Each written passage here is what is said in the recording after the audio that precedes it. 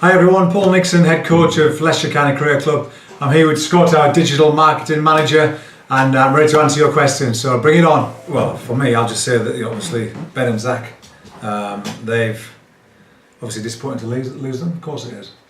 Quality players, but everybody else has kicked on. Everybody else has worked so hard this winter. We're in such a great place. We've got young Benny Mike, who's really kicked on from last year. Quicker, faster, more aggressive. His batting's kicked on as well. Tommy Taylor was injured all last year, so he's come back in a really great place. So we're delighted the way Tommy's moved forward. So for now, yes, it's disappointing to lose Ben and Zach, but Ben had to go home for family reasons. We respect that. Zach it was a tight decision whether he was going to stay or go. In the end, he went to a bigger club. But for now, yes, Mr. Nabi, high-class player, probably didn't quite go as well as he would have liked for the Foxes last year. But he is a high-class pro. Wherever he goes, he's a class act. At the moment, our funds are tight, and we have to take a look at that over the next few weeks about one-day cricket, about 2020 cricket, whether I've got a pro or not, time will tell.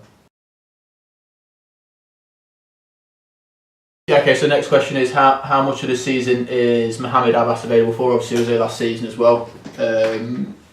So when is he due back? Yeah, due back just before the first game, so delighted that Abbas will be with us then. And then obviously it's going to be in the one-day campaign, the 50 over Royal London campaign, and then moving forward he's going to be with us for every championship game moving forward. So we're absolutely delighted about that, and that was a big part of signing somebody of that quality, that we get good amounts of cricket out of them. Really important for us. So delighted he's going to be with us for the rest of the season.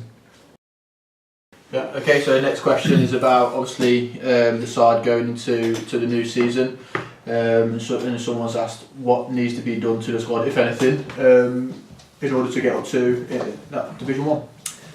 Well, to go to Division 1, obviously it's a lot of work needs to be done because Leicester has been bottom of Division 2 for many years. So we had good progression last year. We've got some good learnings as a management, bringing us forward. So we now have got a benchmark where everybody is, players, physically, mentally, tactically, and just the general cricket awareness. So quite a bit of work to be done. We've had a fantastic winter this winter, putting things in place, and every player's been working on their development areas and obviously their strengths as well. So we now a fitter, stronger, more resilient bunch of individuals, and we're now desperate to go, and we're now ready to get outside and go well. So it's about time. We've got to bring in some more quality batsmen down the line, but for now the guys have upskilled themselves massively this winter, and I'm really excited to move forward. You put a tweet out a couple of weeks ago asking anyone within the world of cricket really for wicket-keeping gloves to take to Rwanda. Yeah, that's right. Yeah, how's that going for you so far? You got any donations? Yeah, been fantastic. Gunnar Moore, who my sponsors for many years, kindly supplied me with several pairs. A mate of mine, Marcus Chapman, also gave me some gloves and some kit. And it's been brilliant. There's been a few sports shops as well who've sent some over. So looking to really get them over to Rwanda. There's a lot of young kids out there into their cricket, love their cricket, but obviously times are tough and what they've been through is incredible. So if cricket can be a food for them to get over the horrific conditions that they've all lived in and had time in, then let's do what we can, so that we can always do more. And it's just a small bit to try and help those kids and help those guys out there get over their horrific times. So fingers crossed it'll get there okay. Of course, enough is never really enough, so any more donations, more than welcome. Yeah, absolutely, yeah, any cricket kit, let's get it out there, let's share our great game to people less fortunate than ourselves. So I'm hopefully going to go over there at the end of the year or certainly next year, and see how things are going, and hopefully try and make a difference. Yeah, so I think this one was related to a tweet I put out the other day reminding people of the Q&A. You was training before a game, I think it was, and obviously you got your baseball glove on, so it looked like it was wicket keeping. So what's that about? Wicket keeping with no sleeves. Yeah, no, keepers generally, it's like this unwritten law that true keepers always wear long sleeves. It just looks better, but also when you're diving around as a wicketkeeper and you dive on the hard ground in the summer, you sort of batter your elbows from diving. And yeah, people who don't keep that much, we always talk about some of the keepers, that those guys, it's a bit of a fun thing really, that they're not a keeper unless they've got long sleeves on, because they're going to get battered their elbows. So especially diving techniques, you want to be flat and dive, like a Superman dive, so you slide on the floor. So it's basically more about that, it's a bit of a fun thing really. But yeah, nowadays I'm quite happy I use a baseball glove to stop my hands getting sore. My hands are so sore from all the years of keeping. Yeah. So John Myler, who's obviously known around the club, he's tweeted in and asked you whether the pre-season schedule has looked pretty busy with the boys coming in over winter, and sort of how you keep track of that schedule and know what you need from them. Yeah, it's a varying sort of sessions that we put on in the winter. First of all, we go hard with fitness, strength and conditioning, really push the guys hard there, alongside with the psychologists. I work with the psychologists as well, regularly and consistently. We then look at techniques and look at any strength and development areas. We case conference all the players to know individually where they all are. We go through that very honestly, very openly. We have good feedback sessions from those guys, and we work on a program for them for the winter in every facet of the game. So guys have got a lot of technical work up to Christmas.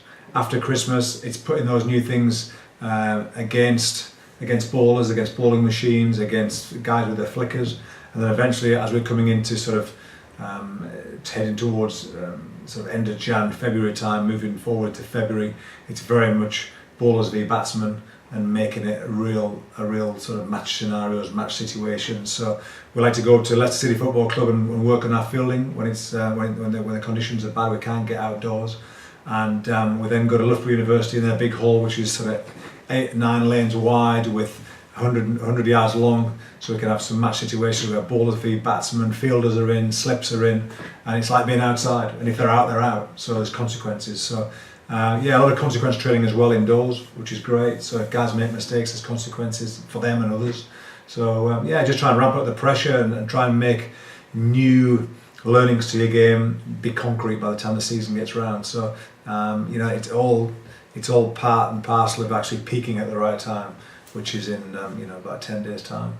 And just a quick word on the facilities at Loughborough and obviously Leicester City Football Club as well. How sort of fortunate are we to be able to benefit from the facilities from other big sporting clubs within the Leicestershire area? Yeah, very, very important. Our indoor school was built many years ago. The surfaces are great, but it's limited in size now. So to go up to Loughborough, to ECB, to the headquarters of English cricket is outstanding. It's second to none, the best in the world facility-wise. And we go up there, we have some amazing food up there as well, and to be around that elite environment, the guys are doing a bit of work in there in the power base, in the gym. They'll be working, seeing Olympians around them, and English, Great Britain, high class athletes. So it just raises A, our profile, but B, we're seeing what the rest of the world's doing in not just our sport, the training programs, the standards, the food, everything about it is elite. And that's exactly what I want to create here at Grace Road. Okay, so that's an interesting question itself, isn't it? Because over the past couple of years or so, we have had a number of players maybe leave for, as you put earlier, bigger clubs in inverted commas. So how does that sort of affect you as a manager, nurturing these young lads coming through the academy or bringing them in at a young age and seeing them sort of carted off to the more richer clubs, should we say? Well, certainly not. I think it's not richer clubs. I think it's clubs that have got a more flexible bank account.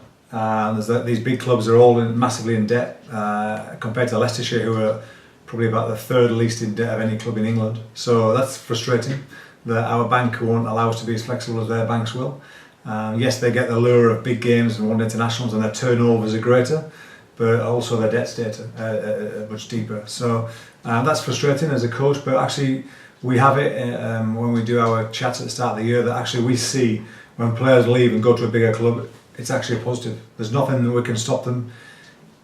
We just want to make sure that we're at the table of the wedding that people want to sit on. And if guys get lured by a lot more money at bigger clubs, then there's nothing really we can do about that if we can't really compete. It's tough in Leicestershire with football, cricket, rugby very close. Nottingham, Test match ground has been for 100 years or so. So we have to respect that. So for us, we play our part in producing England cricketers, and if we do that and guys leave, that's out of their control. Zach Chappell left recently. It was a really tough decision Zach had to make, and the fact that it was a tough decision is a positive thing for Leicestershire. So hopefully down the line, the next guy will end up staying. New money's coming into the game with 100. It allows us to have a bit more money. Hopefully that'll help us keep our more promising players and our better players for longer, and help us win trophies for Leicestershire. So we see it as a positive, not as a negative. It's about their initial development and their holistic development. Obviously our Leicester fans, and we want to win, of course we do. So, it is a balancing act, and sometimes it's tough mentally, but you've got to keep ploughing on. Somebody leaves, another guy comes in, and we've got to make sure that we get him to that same standard. And as you say that, obviously, in terms of that positivity, at the end of the day, looking at the bigger picture, the players are moving on because different clubs want them, so that in turn means obviously you're doing something right here. Yeah, absolutely. So, and obviously it just takes that one player to turn around and think, actually no, I want to stay here for maybe a year or two more, to then push Leicester up to the heights where all these other clubs are currently. So obviously that's a big positive take out of it as well. Yeah, definitely. From where we've been in the past, we've got a fantastic academy system going through this, producing players. Over the past 20 years, we'll have produced as many as anybody, and certainly England players. If you look at the likes of the Luke Wrights, the Darren Maddies, the Paul Nixons, the Chris Lewises, the Philip de Freitises, the David Gowers, the Aftab Habibs, the Alan Mullalis. We've the Harry Gurneys of late, the Stuart Broads, the James Taylors.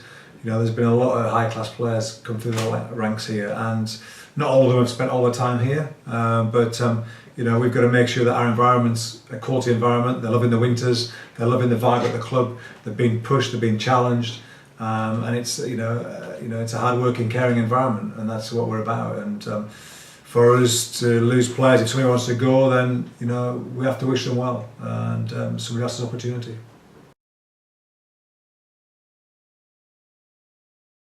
So Dave Jarrard has tweeted in asking, obviously a lot has taken place obviously since you come into the club, a lot of changes.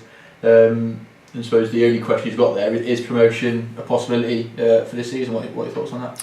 Obviously we're going every season, we want to get promotion. We've got to be realistic where we are. The Foxes have been bottom of the championship for 5 or 6 years, and do you know what? We had great progression last year. Halfway we were third, which was fantastic. We then slipped away, which is where we are physically, tactically, mentally. We've worked hard on that this winter.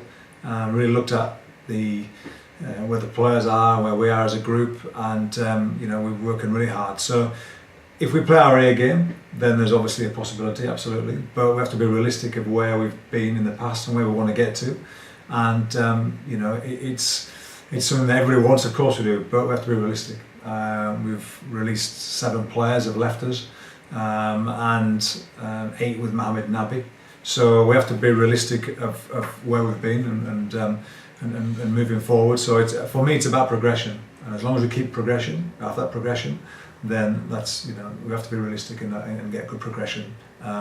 Who knows what can happen? Yes, we want to do it, but I'd rather play it down and not talk about that as a coach for now, because it's about making sure that all the guys have better seasons than last year individually. And if that happens, then we won't be far away. But it's one step at a time. I came to this role and my remit was 4 or 5 years, start winning matches, start getting Leicestershire in big games, white ball games, in semi-finals, quarter-finals, T20 finals, etc., and try and get us into that first division. So first year went well. Now we've taken stock, we know where we all are as a benchmark. Now we move forward again. So we've got a smaller squad, which allows more academy players coming through the ranks into the second team guys into the first team at times. So we've got 19 of us, 20 with Mohamed Abbas. So it's a smaller squad. So that means everybody's going to be accountable. We've got to make sure that there's room for everybody in that team. So it's going to be a squad effort all year, and the guys are all really ready for it. We've got competitional places now, more than we've ever had. So I'm delighted where we are, but yes, of course, everybody wants to get promotion, but for me, it's about progression. So we've even got one of the lads tweeting us in. He's actually gave a shout out to our catering manager John Stew, who did really well yesterday. I don't know if you've seen them with the pancake day with those lot. But he's very well known for his menu. And Gav's tweeted and asked me, what is your favourite John Stew dish? Gavin Griffiths loves his food, our Gav. Big, strong man. Very powerful, very strong. Kicked on brilliantly this winter, working hard on his action. He's getting much closer to the stumps, swinging it away beautifully. He's in a really good place with his batting as well. So, yeah, a bit of banter from Gav. John Stew's teas are outstanding. I think we were voted #1 in the country, I believe, just recently, our catering. So, absolutely brilliant. Award-winning caterers. For me, I enjoy John's steaks. He has good steaks, and I like the thicker gravy. The sauces he's got with it are lovely. So I'm going to go for John Stew's steaks. Outstanding. It's an athlete dish as well, full of that protein. Yeah, full of protein, bit of repair work. Sadly, I don't need as much now as I used to do, but not as many squats. Used to come into lunch after doing about 350 squats. Sadly, these days, not quite so many. But yeah, John Stew, a great man. We're lucky at the club to have things like that make a difference at the club. You know, nutrition and getting the right, you know, things into our bodies, right nutrients and vitamins, getting them into our bodies just helps recovery and repairing and keeps us balanced and ready for great days in the out in the middle. So yeah, he's a great asset. We've got to look after him well.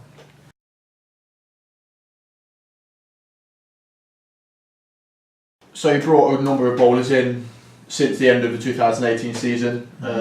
Also, the tweet was about all the exciting prospects within the bowling sort of squad now. So how is their winter programme going? How are they suited for the new season? Yeah, things are going really well, thanks Scott. We've got obviously Chris Wright's come from Warwickshire, you need a couple of senior bowlers in any decent team, guys that can just have got the experience, the knowledge, the mindset to keep others calm, to guide them correctly, make the right choices, and support them with the right choices. So having Chris Wright and Mohammed Abbas to lead the attack is outstanding. Certainly one going more in and one going more away is useful. Both tall guys, high actions, get anything there is out of the pitch. So, you know, Gavin Griffiths has been, you know, a real revelation last year. Somebody who still was fighting with his action as well. He's now in a much better place with Matt Mason. They've sort of broken his action down. He's coming in, approaching close to the stumps, taking the ball away more consistently. He's landing in a better area on the crease, which is great. So so that's positive. Tommy Taylor had a lot of injury last year.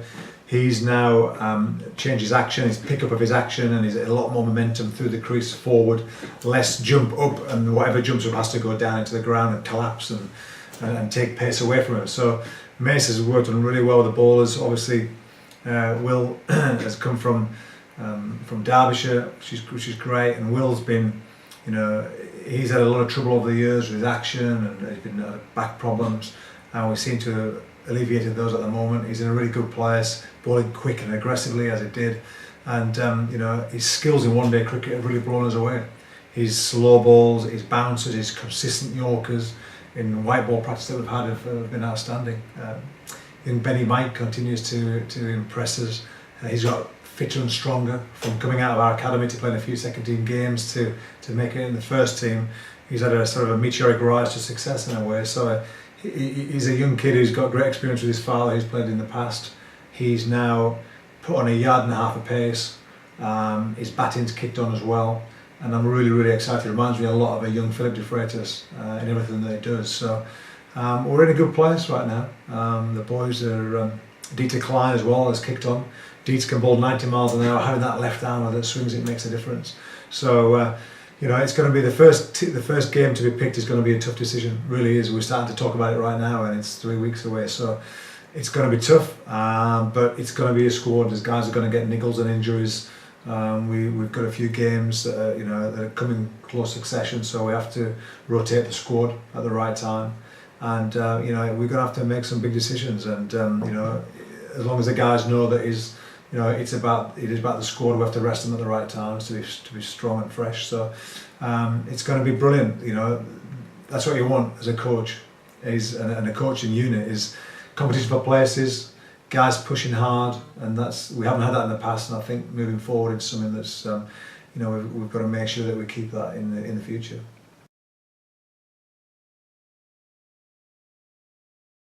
Hi everyone, well that's us done and dusted for today. Plenty of other opportunities, I'm sure. Thanks very much for your questions and your passion about cricket and about Leicester County Cricket Club. We're all aiming to do our very best this year, looking forward to a great season, and we'll wrap up for now and we'll speak to you all soon. Thank you very much, thank you.